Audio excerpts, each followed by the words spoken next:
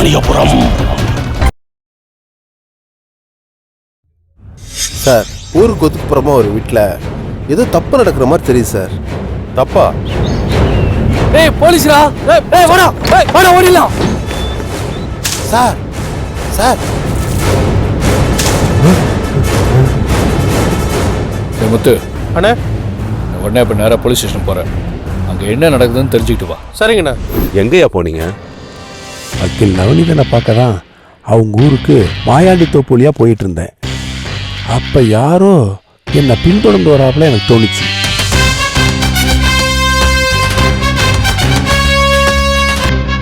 அப்போ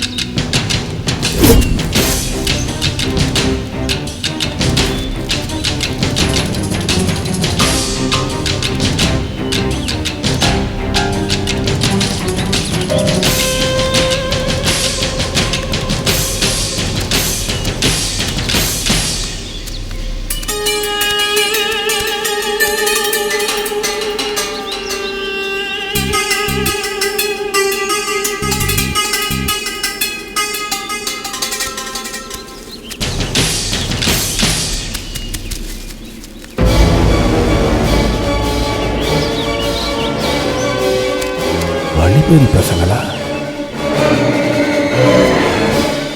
சீக்கிரம் வாடா.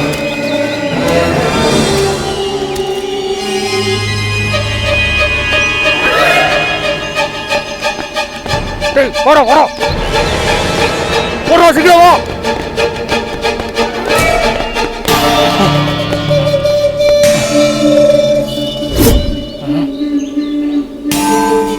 தம்பிகளா, நீங்கள் வழிபறி பண்ணுற அளவுக்குலாம் நான் வசதியானவன் இல்லைப்பா.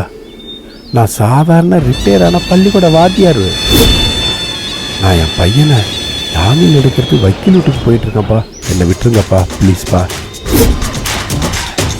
வாடா புரியல.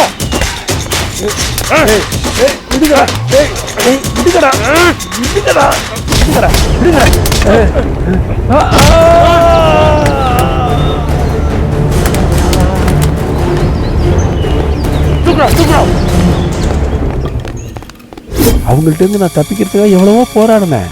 திடீர்னு ஒருத்தன் பின்னாடியிலேருந்து அடிச்சுட்டான். நான் மயங்கி விழுந்துட்டேன். அதுக்கப்புறம் எஸ்ஐயும் இன்ஸ்பெக்டர் ஐயாவும் வந்த பிறகு தான் நான் கண்ணே முழிச்சேன். எங்கய்யா அவங்கள உங்களால் அடையாளம் காட்ட முடியுமா? இல்லை சார், அவங்க மூஞ்ச துணியால் மறைச்சி கட்டியிருந்தாங்க. அவங்க கண்ணு மட்டும்தான் தெரிஞ்சிச்சு. அவங்க யாருன்னு தெரியல சார். உங்களை கிட்னாப் பண்ணவங்க யாரா இருக்கும்னு ஏதாவது சந்தேகம் இருக்கா உங்களுக்கு? நான் யாரை சொல்கிறதுன்னு எனக்கு ஒன்றுமே புரியல ருத்ரன். ஐயா, புரிகிற நேரத்தில் உங்களுக்கு நல்லாவே புரியும். தெரியற நேரத்தில் எல்லாருக்குமே தெரியும். ஆமா, நீங்க அவங்க கிட்ட இருந்து எப்படியா தப்பிச்சீங்க? நான் எங்கே சார் தப்பிச்சேன்? இல்லை, மயக்கத்திலே தானே வச்சுருந்தாங்க. அப்படின்னா உங்களை யார் இங்கே கூட்டிகிட்டு வந்தது? அதான் சொன்னேனே, இன்ஸ்பெக்டரும் எஸ்ஐ அங்கே வந்ததும் அந்த ரவுடி பசங்க ஓடி போயிட்டானுங்க. இவங்க தான் காப்பாற்றி கூப்பிட்டு வந்தாங்க. ஓஹோ.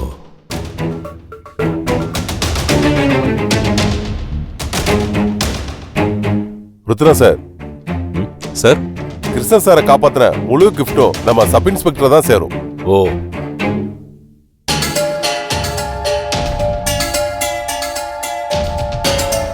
இவரு சொன்னதை வச்சுதான் நான் அந்த ஸ்பாட்டுக்கே போனேன். அப்படியா?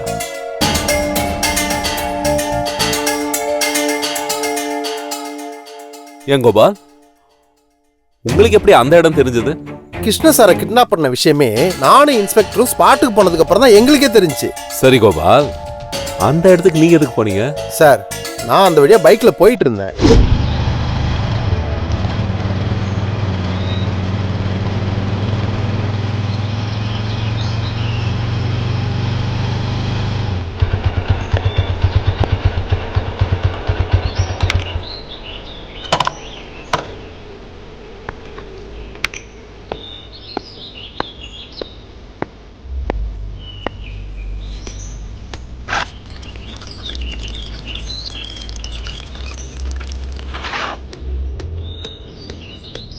யார் இவன்?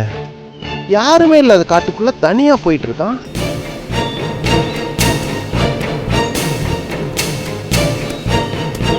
கையில வேற ஏதோ பார்சல் வச்சிருக்கான்.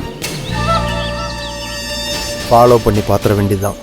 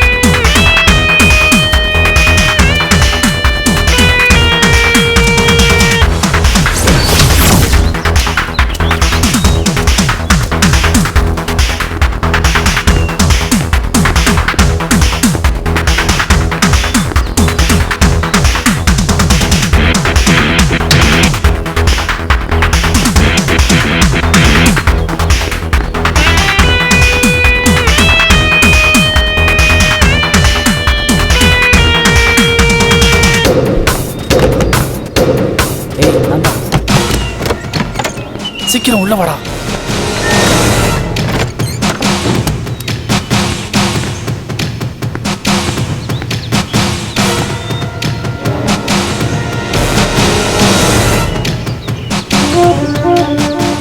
உள்ள யாரோ இருக்காங்க.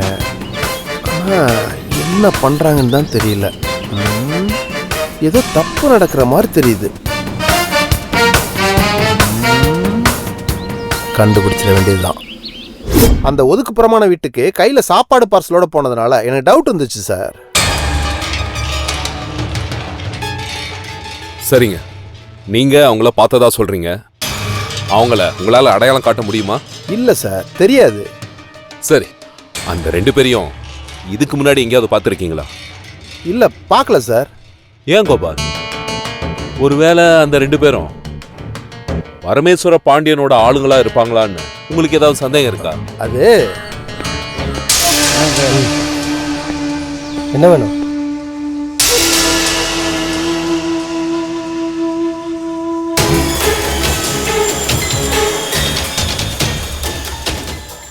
இவன் எதுக்கு இங்க வந்திருக்கான்? பரமேஸ்வர பாண்டியனோட ஆளாச்சேவன். நம்மளை வாட்ச் பண்றாங்களோ? சொல்லுங்க, டவுட் ஏதாவது இருக்கா உங்களுக்கு? எனக்கு எந்த டவுட்டுமே இல்ல சார். இன்னும் நல்லா யோசிச்சு சொல்லுங்க.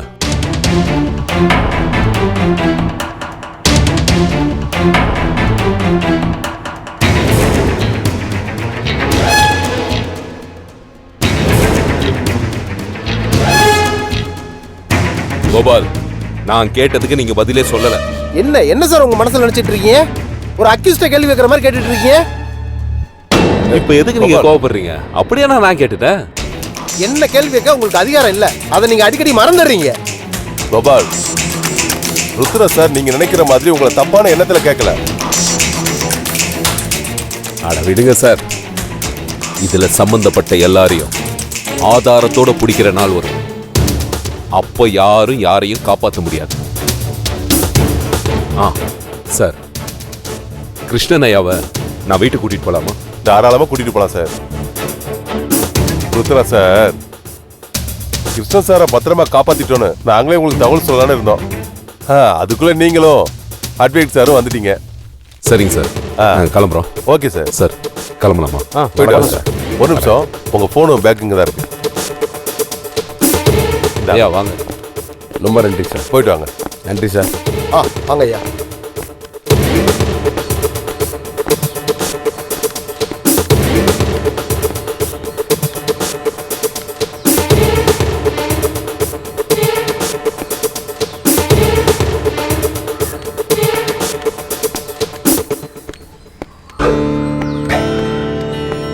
ஐயா போலாங்களா?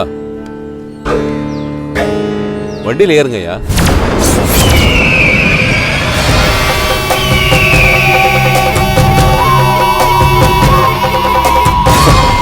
என்னையா நல்லா இருக்கியா? நல்லா இருக்கா சார்?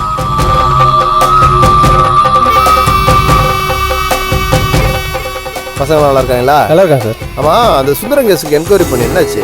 அது அப்படியே போயிட்டு இருக்கு sir. Rudran sir, police station மேல கழுகு உட்காந்துருக்கு. ஐயா வரவனா எங்க வேணாலும் பறக்கும், எங்க வேணாலும் உட்கார்ந்தானே, இதுக்கு போய் பயப்படுறீங்க?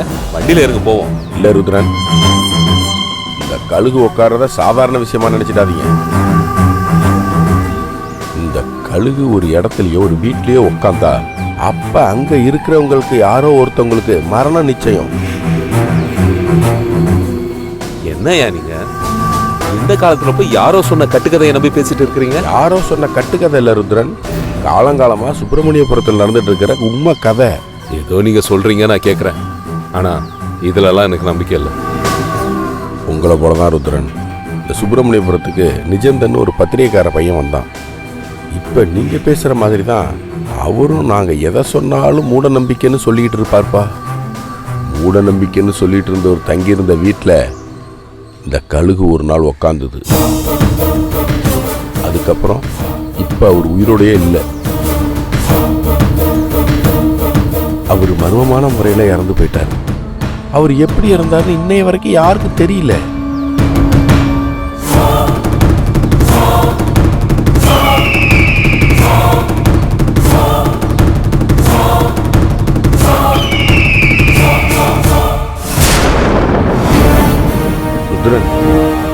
ருத்ரன் சார், சொல்லுங்க.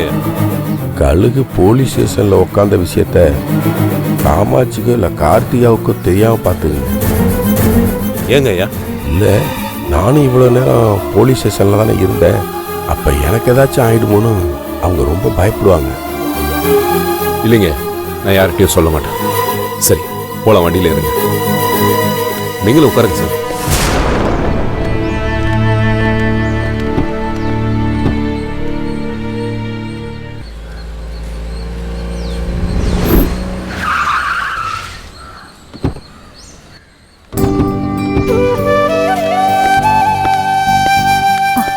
பாத்து பாத்து மெதுவாப்பா.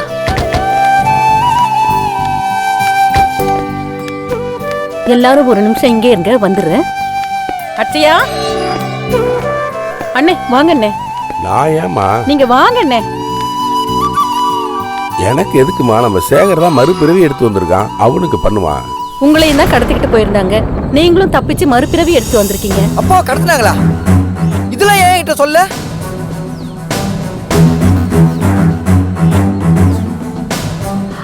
ஆமாப்பா, உங்ககிட்ட சொல்லக்கூடாதுன்னு தான் இருந்தோம். நீ ஹாஸ்பிட்டல்ல அந்த சூழ்நிலையில இருக்கும்போது எப்படி அதை உங்ககிட்ட சொல்ல முடியும்? அதான் மறைச்சோம். எல்லாம் அந்த பரமேஸ்வர பாண்டியனோட வேலையா தான் இருக்கும். ஏய், இதுக்காக தான் யாரும் ஒன்ட்ட இந்த விஷயத்த சொல்லல. அச்சையா ஆர்த்திடுமா, தேர்ந்து நில்லுங்கண்ணே.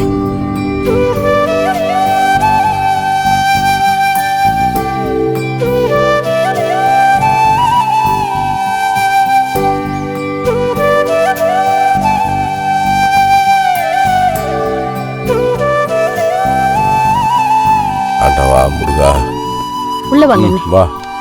சார் வாங்க. வாங்க சார். நீ உள்ள போமா, அது போய் கொட்டிட்டு வா.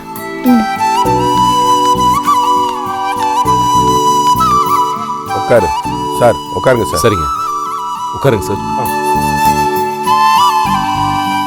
முருகா. கிருஷ்ணன் சார், ருத்ரன் சார் என் கூடவே இருந்ததுனால சேகருக்கு எப்படியோ கஷ்டப்பட்டு ஜாமீன் வாங்கியாச்சு. சேகரோட கொலைக்கேஸை உடைச்சு இவர் கொலைகாரர் இல்ல நிரபராதின்னு நிரூபிக்க வேண்டியது என்னோட வேலை. ரொம்ப சந்தோஷம் சார். சார், எனக்கு கோர்ட்ல ஒரு முக்கியமான கேஸ் இருக்கு, நான் அவசரமா போயாகணும்.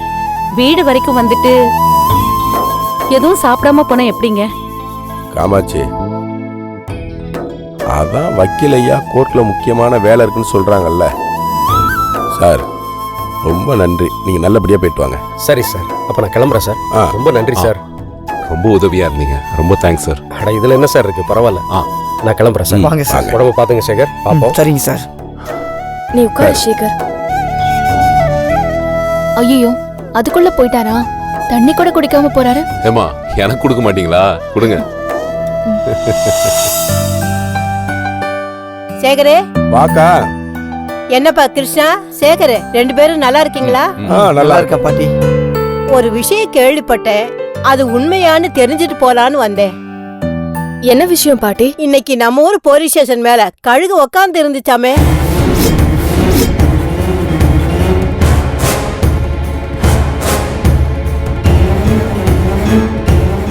அப்ப நம்ம கிருஷ்ணன் கூட அங்கதான் இருந்தானாமே.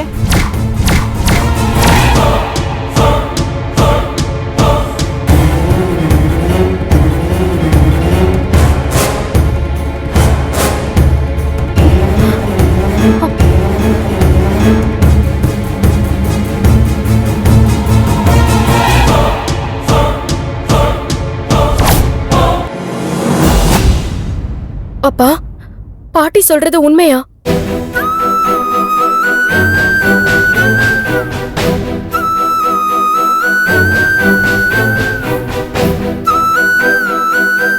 என்னண்ணே கார்த்திகா கேட்டதுக்கு பதிலே சொல்லாம இருக்கீங்க?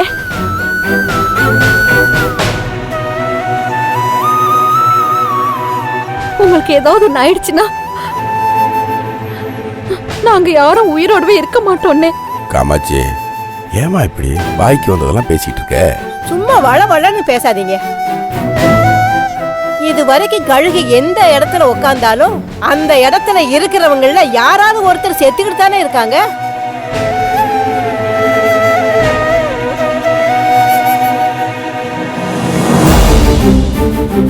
ஏதாவது பரிகாரம் பண்ண முடியுமான்னு பாருங்க. காமாட்சி, நான் வர்றேம்மா. கிருஷ்ணா வர்றப்பா. ஆமா. ஐயோ, சோதனைக்கு மேல சோதனையா வந்துட்டு இருக்கே.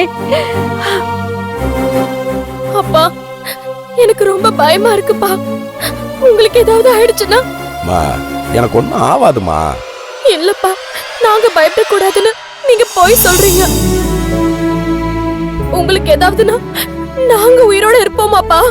கார்த்திகா, நீ படிச்ச பொண்ணுமா, இதுக்கு போய் இப்படி அழுதுட்டு இருக்க?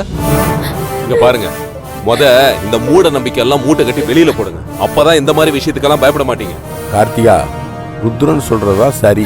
அப்பா, நீங்க என்னதான் சொன்னாலும் பாருமா, கழுகு போலீஸ் ஸ்டேஷன் மேல உட்காரும் போது அங்க உங்க அப்பா மட்டும் இல்ல, இன்ஸ்பெக்டர் இருந்தாரு, பிசி இருந்தாரு, ஏன் இப்ப போனாரு லாயர், அவரும் இருந்தாரு. நான் கூட தான் அங்க இருந்தேன். அப்ப நாங்கெல்லாம் கூட சாவலாம்ல. சார் ப்ளீஸ் அப்படியெல்லாம் பேசாதீங்க. எனக்கு வேண்டியவங்க யாருக்கும் எதுவும் ஆயிடக்கூடாதுன்னு தான் நான் நினைப்பேன். அப்பா, சொல்லுமா. நம்ம எல்லாரும் குடும்பத்தோட கோவிலுக்கு போயிட்டு வந்துடலாம்ப்பா. முருகனை பார்த்தா நல்லது நடக்கும். சரிம்மா, நீ சொல்ற மாதிரியே குடும்பத்தோட எல்லாரும் கோயிலுக்கு போயிட்டு வந்துருவோம். ருத்ரன் சார், ஐயா, நீங்களும் எங்க கூட அந்த முருகன் கோயிலுக்கு கண்டிப்பா வரணும். ஐயா, நான் எதுக்குங்க, நீங்க எல்லாம் போயிட்டு வாங்க. ஏன் சார், உங்களுக்கு கடவுள் நம்பிக்கை இல்லையா? யார் சொன்னது? எனக்கு மூட நம்பிக்கை தான் இல்ல. நம்மள மீறி ஒரு சக்தி இருக்கு, அதுதான் இயற்கை. அதை நம்ம கடவுள்னு சொல்றோம். சரி, இப்ப எதுக்கு பிரச்சனை? நானும் வரேன், போவோம்.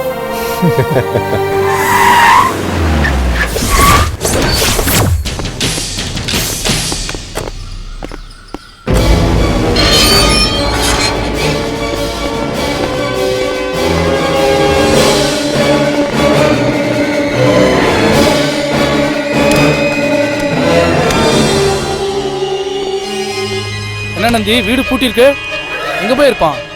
அண்ணனுக்கு பயந்துட்டு குடும்பத்தோட ஓடி இருப்பான்னு நினைக்கிறான் அந்த சப் இன்ஸ்பெக்டர். சரி இரு, அண்ணனுக்கு போன் பண்ணி விஷயத்த சொல்றேன். சப் இன்ஸ்பெக்டர் கோபால் மட்டும் கையில கிடைக்கட்டும், அவன் கழுத்தருகாம விட மாட்டேன்.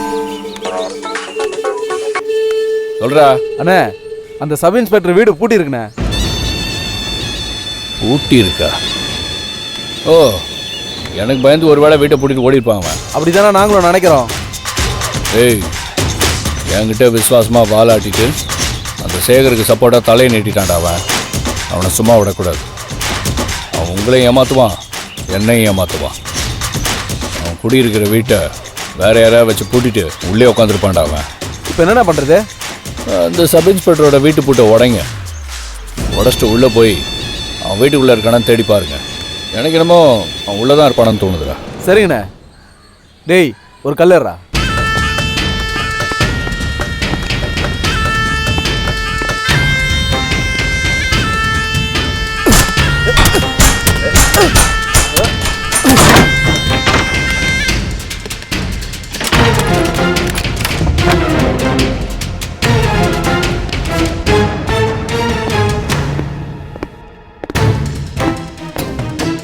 டேய் நீங்க 2 பேரும் பின்னாடி போய் பாருங்க இருக்கானான்னு.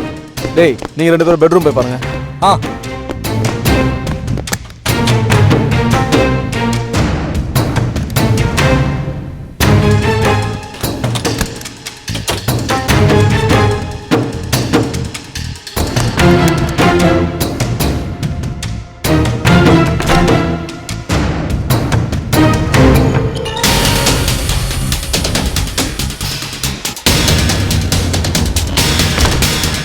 அண்ணே யாரும் இல்லை என்ன உள்ள? டேய் இங்கடா. யாரும் இல்ல